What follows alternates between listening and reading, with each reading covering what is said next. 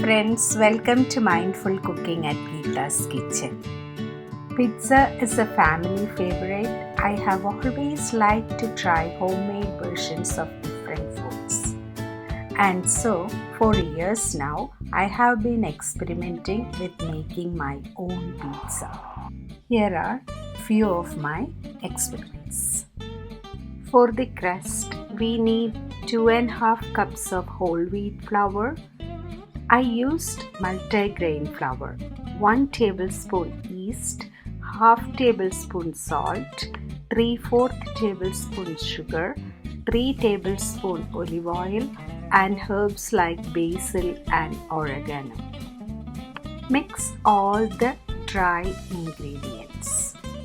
Pizza is not only delicious but can also be a healthy meal choice when thought is put into its preparation and ingredients. You can use ingredients you already have in your kitchen to take your pizza to the next level. Add 2 tablespoons of olive oil and about 1.5 cups of water to make a smooth dough. Put the rest of the olive oil on top and mix it well and cover it with a wet cloth or towel and keep it for another 6 to 8 hours for the dough to rise.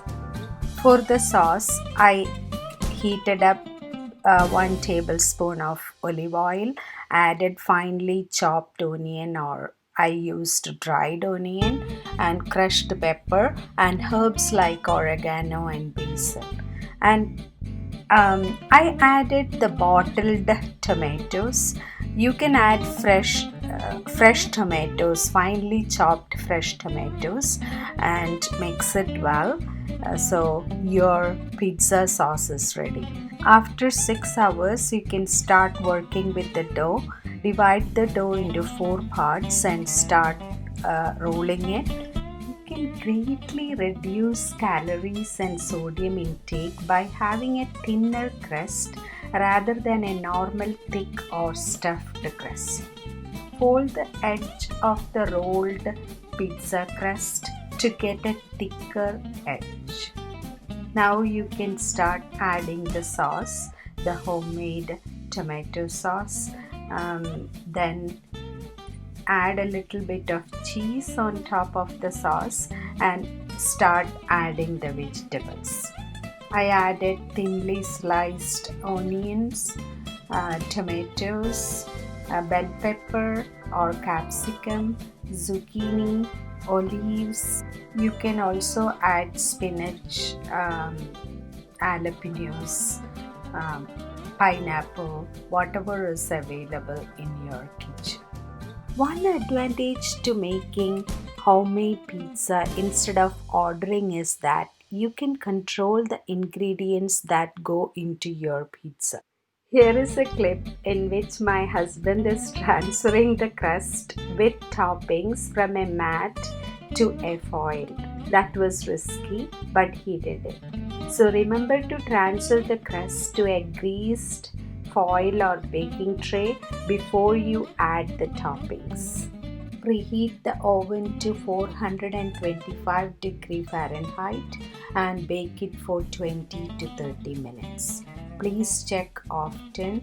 Once the crust turns golden brown, you can turn off the oven and your pizza will be ready.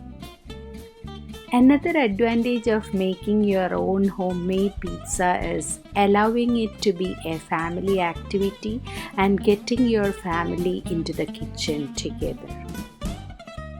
The ingredients it takes to make a pizza from scratch can cost far less than ordering takeout pizza.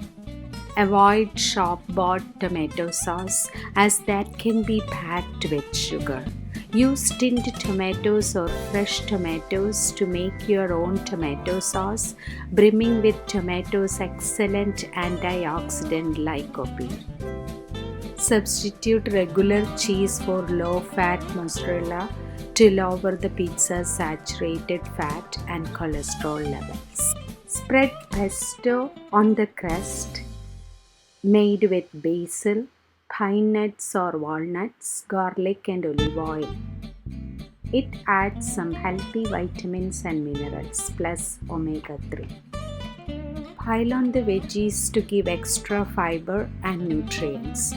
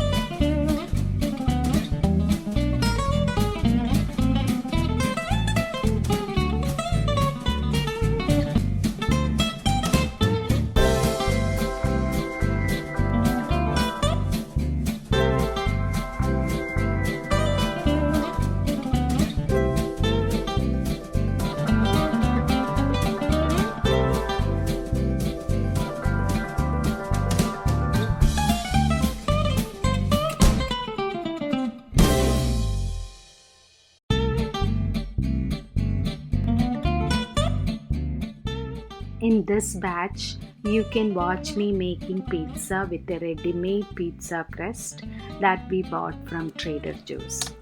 I used the leftover homemade tomato sauce and pesto sauce on the crust. I'll post the recipe of homemade pesto sauce soon. Please try the recipe and leave comments. Your feedback is an encouragement for me, so please like and share the recipe. If you haven't subscribed to the channel, please do subscribe. Thank you so much for all your support. Be safe and take care. We'll come back with a new recipe soon. Have a great day. Thank you.